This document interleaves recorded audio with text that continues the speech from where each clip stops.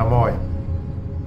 Tässä viime talvena maaliskuussa, kun oli oikein semmoista märkää lunta meidän pihalla ja minulla oli vielä selkä kipeä, että en oikein kärsinyt sitä lunta kunnolla kolata, niin ajattelin, että no kyllä nyt taitaisi olla aika ostaa sitten lumilinko. Ja tässä nyt pitkin tätä mennyttä syksyä sitten vähän jo kyttäsin, että minkälaisia linkoja markkinoilla on, ja huomasin, että Ryopilla on nyt semmoinen aivan uusi sähkökäyttöinen itsevetävä malli. Ajattelin, että no olisikohan tuo nyt semmoinen sopiva. Sitä ei vaan tuntunut oikein saavan mistään. Ja sitten kävi vielä niin, että tuossa joulukuun 12. päivähän satoi meillä Lahdessakin yhdessä vuorokaudessa semmoinen 25 senttiä. Ja mä olin juuri saanut sen lingon tilattua. Sitä tuli myyntiin 5 kappaletta tuonne Tampereen K-rauta ja mä sen sieltä kaukokirjalla tilasin. Mutta se ei ehtinyt vielä saapua, niin mä jouduin sen ison lumimyräkän sitten vielä kolaamaan ihan käsivoimin.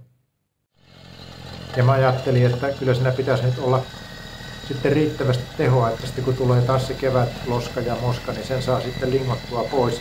Ja myöskin ajattelin, että kyllä siinä on oltava veto, koska jos ei se vedä mihinkään, niin ei se oikein varmaan semmoista painavaa märkää moskaa sitten saa mihinkään myöskään siirrettyä.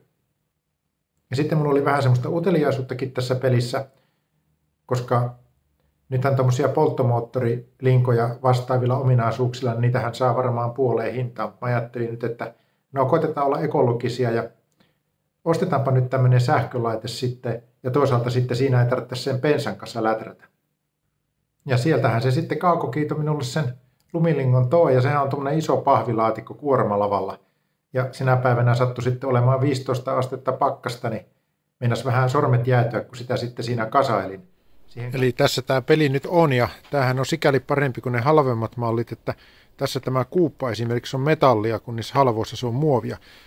Ja nyt kun tämä tuli tuolta paketista, niin tästähän näkee semmoisen jutun, että tämä ohjausosa, mikä tässä on, kahvat ja kaikki, niin se on nyt ikään kuin väärällä puolella konetta. Sehän pitäisi olla tuolla toisella puolella. Ja sitten taas tuo torvi tuossa, niin sen torvenhan pitäisi olla tuolla toisella puolella. Että nyt seuraava askar on varmaan se, että koitetaan saada nuo osat keskenään oikeaan järjestykseen.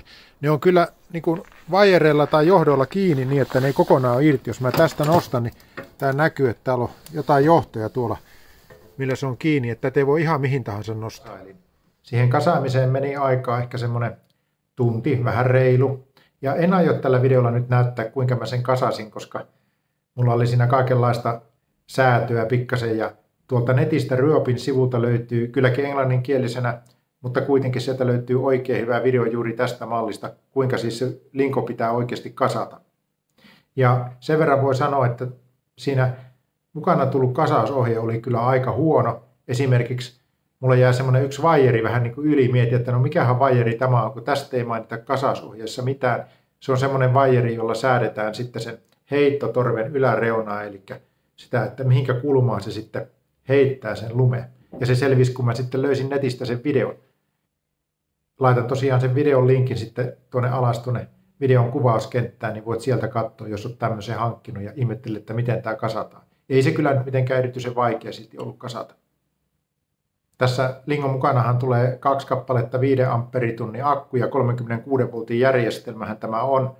Ja näitä samoja akkuja voisi käyttää muissa vastaavissa Ryopin laitteissa, jotka käyttää sitten tätä samaa jännitettä. Ja siinä tuli laturi mukana ja sillä laturilla sitten reilussa tunnissa me sitten 1 akun aina kerrallaan saa ladattua. Ja sitten heti mietin, että no kauanko näillä 2 akulla nyt sitten linkoa, niin mä sanoisin, että ehkä tuommoinen 20 minuuttia, ei kovin kauan. Tässä lingossa on kyllä paikka myös sitten 2 muulle akulle, että siellä saa yhteensä 4 akkua. Sillä saa tietysti sitten tuplattua sen toiminta-ajan. Ja tämä lumilinkohan nyt toimintaperiaatteeltaan tällainen niin sanottu 2-vaihelinko. Eli siinä edessähän on semmoinen syöttökierukka, joka pyörii ja se kerää sen lumen ja sitten siellä on semmoinen puhalli, joka varsinaisesti sitten heittää sen lumen pois. Ja työleveys on 61 senttiä. Tässä syöttökierukassa on tuolla tommoset pultit ja ne on varmaan sitä varten, että jos ajaa joku kiveen, niin nuo on ne, mitkä ensimmäisenä pettää, ettei tuolta mene toi voimasiirto. Täällähän on täällä koneen päällä nimittäin nyt sitten löytyy tämmöiset varakappaleet. Tossa ne on varmaan just sitä varten, että voi sitten vaihtaa, jos haluaa.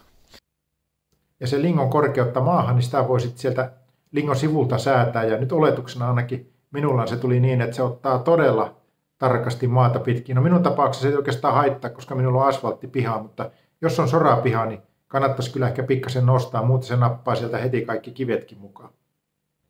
Ajonopeuttahan säädetään sieltä vasemmanpuolimmaista vivusta, ja jos laittaa eteenpäin niin kuin maksiminopeudelle, niin se menee sellaista reipasta kävelyvauhtia, mutta sen saa menemään myöskin tosi hiljaa. Esimerkiksi jos on paksusti lunta, niin silloin mä uskoisin, että se ei jaksa mennä, jos pistää ihan täysille, niin sitä vauhtia se linko todellisuudessa. Joten kannattaa silloin vähän hidastaa sitä vauhtia. Ja siinä samassa vivussa, kun vetää ihan taakse, niin sitten siinä on pakki, mutta siinä pakissa ei ole mitään nopeusalueita, se vaan menee aika hiljaa vauhtia taaksepäin. Minun mielestä saisi mennä vähän kovempaa, mutta se on nyt näin tehty kuitenkin. Sitten siellä oikealla puolella, siellä on sitten toinen säätövipu ja sillä säädetään sitten sitä lingon heittämisen voimakkuutta. Varmaankin sen puhaltimen pyörimisnopeutta. Jos laittaa se ihan sinne minimilleen, niin silloin se heittää vaan tosi vähän ihan parin metrin päähän, mutta sitten kun laittaa sen ihan täysille, niin kyllä se lumi silloin varmaan 10 metrin päähänkin lentää. Tietysti riippuu vähän, minkälaista lunta se on. Tämä vipu tässä, tämä säätää nyt tuota torvea tuolta alas ja ylös näin. Ja sitten taas tämä säätää, tämä toinen vipu tässä, tämä säätää tätä torven sivusuuntaa tällä tavalla. Tämä kääntyy nyt sitten näin. Tämä on kyllä aika jäykkä tällä hetkellä, mutta toimii. Näin. Ja tätä linkoa voi myös siirtää niin, ettei se varsinainen linko ole päällä ollenkaan, jos haluaa vaikka jo valmiiksi lingotulla, vaan siirtää sitä paikasta toiseen. Se mun täytyy sanoa, että vaikka tämä on tämmöinen vetäväni laite, niin se on kuitenkin aika raskas käsitellä. Ainakin minulla nyt alkuun se tuppaa ole vähän sellaista vikaa, että me mennään antaa malttaa sen koneen itse niin kuin liikkua, vaan mä koitan vähän niin kuin käsin kääntää ja vääntää ja vetää ja työntää sitä. Ehkä siinä on vähän semmoista opetteluakin vielä. Ja se ei ole myöskään mitenkään erityisen ketterä, se on kuitenkin suhteellisen painava laite, niin jos on semmoisia tiukkoja mutkia, niin sitä saa silloin kyllä, tietysti sitä voi aisasta esimerkiksi painaa ja keventää ja sillä tavalla saa sen kääntymään helpommin, mutta mikään semmoinen ihan höyhenenkevyt ja näppärä laite se ei kyllä ole. Ja sitten toinen asia tietysti riippuu vähän nyt minkälainen piha sattuu olemaan. Minulla on semmoinen piha, että ei oikeastaan voi heittää lunta kuin toiselle puolelle. Kun pitää tietysti miettiä aina, että sitä lunta ei voi heittää niin kuin talon seinään, ikkunoihin, kadulle tai naapurin puolelle. Ja minulla se tarkoittaa sitä tosiaan, että mä voin heittää sitä lunta vain niin kuin toiselle puolelle. Eli kun mä ajan niin kuin yhteen suuntaan, käännän sen koneen, niin sitten mun pitääkin kääntää se torvi toiseen suuntaan, jotta mä saan koko ajan sen lumen lentämään niin kuin samalle puolelle. Kaikkein paras ja niin kuin tavallaan nopeina olisi semmoinen, jos pystyisi linkoamaan sillä tavalla, että menisi vaan niin kuin suoraan ja koko ajan linkoisi samalle puolelle. Tai sitten, jos kääntää sen lingon, niin pystyisi niin kuin paluumatkalla linkoamaan sitten toiselle puolelle. Mutta minun pihalla se ei onnistu. No tämä ei nyt ole varsinaisesti se lingon vika, mutta se kyllä hidastaa sitä, kun aina kun käännät sen edes takaisin ympäri, niin joudut kääntämään myöskin sen torven sitten osoittaa toiseen suuntaan. Ja koska tämä on vähän semmoinen painava laite, niin kyllä jos lunta tulee 1 sentti tai 2 senttiä, niin mä varmaan tulen jatkossakin vaan nopeasti kolaamaan sen pois, jos ei se ole mitenkään erityisen märkää, koska siinä aikana, kun mä otan sen koneen esille ja rupean sillä ajelemaan, niin mä oon melkein sen meidän pihan jo sitten kolannut. Se, mikä minua nyt kiinnostaa tässä laitteessa, on sitten, että kuinka sillä sitten selviää, jos on oikeasta märkää ja moskasta, loskasta lunta. Siitä mulla ei ole vielä kokemuksia. Kevät kun nyt tulee, niin sittenhän mä varmaan saan siitäkin jonkunlaisen käsityksen. Mutta vaikuttaa kyllä, että se on varsin tehokas laite, että siitä mä en usko, että se jää kiinni, mutta sitten se, mikä vähän mietityttää, on se, että voiko käydä niin, että se loska jotenkin sitten tukkii sen koko laitteen, että se ei sitten heitä. En tiedä. Jäin vielä tässä miettimään, että osaisinkohan mä nyt kertoa kaikkia semmoisia asioita, mitä sinua tässä laitteessa kiinnostaa. Jos sulla herää niin kuin kysymyksiä, että mites tuommoinen asia, niin kirjoittelepa niitä tuonne videon kommenttilaatikkoon, niin minä yritän parhaani mukaan sitten vastailla. Ja jos et ole mun kanavaa tilannut ja tykkää tällaista tekniikka-aiheisista videoista, niin paina vaan tuolla alhaalla olevaa tilaa nappia, niin saat tilattua mun kanavan.